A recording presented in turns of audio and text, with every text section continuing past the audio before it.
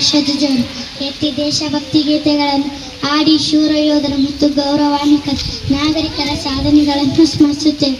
ಇಂದು ನಾವು ಗೌರವಿಸುತ್ತೇವೆ, ಹೆಮ್ಮೆ ಪಡೆಯುತ್ತೇವೆ ಮತ್ತು ನಮ್ಮ ಭಾರತದ ಪ್ರಗತಿ ಶಾಂತಿಶೀಲತೆಯಾಗಿ ಶಪಥ ಪಡೆಯೋಣ ಎಂದು ಇಷ್ಟು ಹೇಳಿ ನನ್ನ ಚಿಕ್ಕ ಭಾಷಣವನ್ನು ಮುಗಿಸುತ್ತೇನೆ. ಧನ್ಯವಾದಗಳು. ತನಸರಿ ತೆಗ್ಗಿನಮನಿ. ವೇದಿಕೆಯ ಮೇಲೆ ಆಸೀನರಾಗಿರುವ ಗಣ್ಯರೇ, ಮುಖ್ಯ ಗುರುಗಳೇ, ಶಿಕ್ಷಕರೇ ಹಾಗೂ ನನ್ನ ಗೆಳೆಯರಿಗೂ ಶುಭೋದಯ ಹಾಗೂ ಗಣರಾಜ್ಯೋತ್ಸವ ಶುಭಾಶಯಗಳು. ನನ್ನ ಈ ಭಾಷಣದಲ್ಲಿ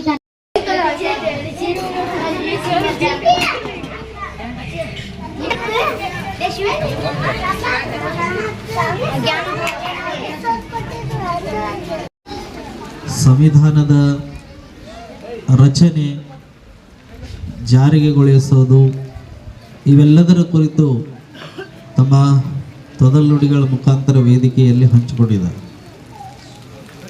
ನಿಮ್ಮೆಲ್ಲರಿಗೂ ಗೊತ್ತಿರುವಂತೆ 47 ಇಸ್ವಿಯಲ್ಲಿ ದೇಶ ಸ್ವತಂತ್ರಗೊಳ್ಳುತ್ತದೆ. ಸ್ವತಂತ್ರಗೊಂಡ ದೇಶಕ್ಕೆ ಈಗೆಲ್ಲ ನಮ್ಮ ವೈಯಕ್ತಿಕ ಜೀವನದಲ್ಲಿ ಗಮನಿಸಿದರೆ ಒಂದು ಮನೆ ಕಟ್ಟೋದು, ಒಂದು ಹೊಲವನ್ನು ನಮ್ಮದಾಗಿಸಿಕೊಳ್ಳುವುದ ನಿಟ್ಟಿನೊಳಗಡೆ ಒಂದು ಬೌಂಡ್ರಿ ಅಂತೀವಲ್ಲ, ಹೊಲಗಳಿಗೆ ಹೆಂಗೆ ಒಡ್ಡು ಹಾಕಿರ್ತೀವಿ, ಇಲ್ಲಿವರೆಗೆ ಇದು ನಮ್ಮದು ಅನ್ನೋ ಚೌಕಟ್ಟುಗಳು. ಮನೆ ಅಂತಂದರೆ ಇರುವ ನಮ್ಮ ಜಾಗದಲ್ಲಿ ಅದಕ್ಕೊಂದು ಚೌಕಟ್ಟನ್ನು ನಿರ್ಮಾಣ ಮಾಡಿ ನಾವು ಎಲ್ಲಿ ಅಡುಗೆ ಮನೆಯಲ್ಲಿರಬೇಕು, ದೇವ್ರ ಮನೆಯಲ್ಲಿರಬೇಕು, ಈ ಥರ ಒಂದು ಪ್ಲ್ಯಾನ್ ಮಾಡಿ ನಮ್ಮ ಇರುವ ಮನೆಯನ್ನು ಕಟ್ಕೊತೀವಿ. ಯಾಕೆ? ನಾವು ಇರುವವರೆಗೂ ನಮಗೆ ಬೇಕಾದ ಹಾಗೆ ಆ ಮನೆ ಉಪಯೋಗ ಆಗಬೇಕು ಅಂಥೇಳಿ.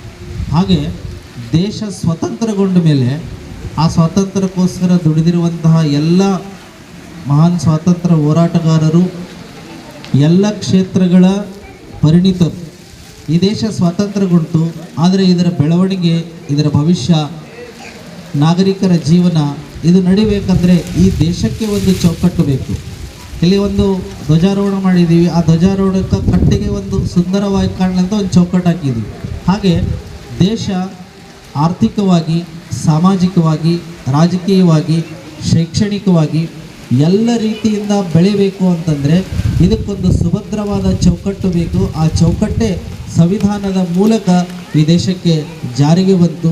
ಮಕ್ಕಳು ಹೇಳಿದ ಹಾಗೆ 49ನೇ ಇಸ್ವಿಯಲ್ಲಿ ಇದರ 2.5 ವರ್ಷಗಳ ಕಾಲ ಈ ದೇಶಕ್ಕೆ ಬೇಕಾಗಿರುವಂತಹ ಕಾನೂನು ಚೌಕಟ್ಟುಗಳು, ಮುನ್ನುಡಿಗಳು, ಸಮಾನತೆಗಳು, ಸರ್ವ ಜನರಿಗೆ ಬೇಕಾಗಿರುವಂಥ ಅವಕಾಶಗಳು ಎಲ್ಲವನ್ನು ಒಳಗೊಂಡಂತೆ ಒಂದು ಸಂವಿಧಾನದ ರಚನೆ ಆಗಲಿಕ್ಕೆ ಪರಿಣಿತರನ್ನು ಒಳಗೊಂಡಿರುವಂತಹ ಒಂದು ಸಮಿತಿಯಿಂದ ಅಂಬೇಡ್ಕರ್ ನೇತೃತ್ವದಲ್ಲಿ 1950 ಜನವರಿ 26ರಂದು ನಾವು ಈ ದೇಶ ಗಣರಾಜ್ಯ ಅಂತ ಘೋಷಣೆ ಮಾಡಿಕೊಂಡು ಈ ದೇಶದಲ್ಲಿ ವಾಸಿಸುವ ಎಲ್ಲರೂ ಪ್ರಜಾಪ್ರಭುತ್ವ ದೇಶದ ಪ್ರಜೆಗಳು. ಈ ದೇಶ ಪ್ರಜೆಗಳಿಂದ, ಪ್ರಜೆಗಳಿಗಾಗಿ, ಪ್ರಜೆಗಳಿಗೋಸ್ಕರ ಇರುವಂತಹ ರಾಷ್ಟ್ರ ಅಂತೇಳಿ ಗಣರಾಜ್ಯೋತ್ಸವವನ್ನು ನಾವುಗಳೆಲ್ಲ ನಾವೇ ಸಂವಿಧಾನದ ಮೂಲಕ ಸಮರ್ಪಣೆಯನ್ನು ಮಾಡಿಕೊಂಡಿದ್ದೀವಿ.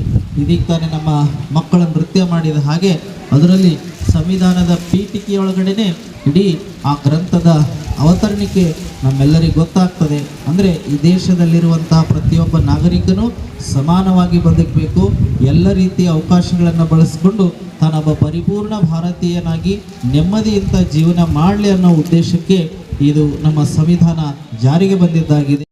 ನಾವು ರಾಷ್ಟ್ರಧ್ವಜವನ್ನು ಎತ್ತಿ ದೇಶಭಕ್ತಿ ಗೀತೆಗಳನ್ನು ಆಡಿ ಶೂರ ಯೋಧರ ಮತ್ತು ಗೌರವಾನ್ವಿತ ನಾಗರಿಕರ ಸಾಧನೆಗಳನ್ನು ಸ್ಮರಿಸುತ್ತೇವೆ.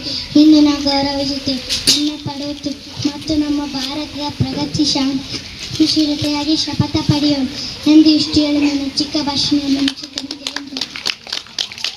ಧನ್ಯವಾದಗಳು. ತನಸರಿ ತೆಗ್ಗಿನಮನಿ. ವೇದಿಕೆಯ ಮೇಲೆ ಆಸೀನರಾಗಿರುವ ಗಣ್ಯರೇ, ಮುಖ್ಯ ಗುರುಗಳೇ, ಶಿಕ್ಷಕರೇ ಹಾಗೂ ನನ್ನ ಗೆಳೆಯರಿಗೂ ಶುಭೋದಯ ಹಾಗೂ ಗಣರಾಜ್ಯೋತ್ಸವ ಶುಭಾಶಯಗಳು. ನನ್ನ ಈ ಭಾಷಣದಲ್ಲಿ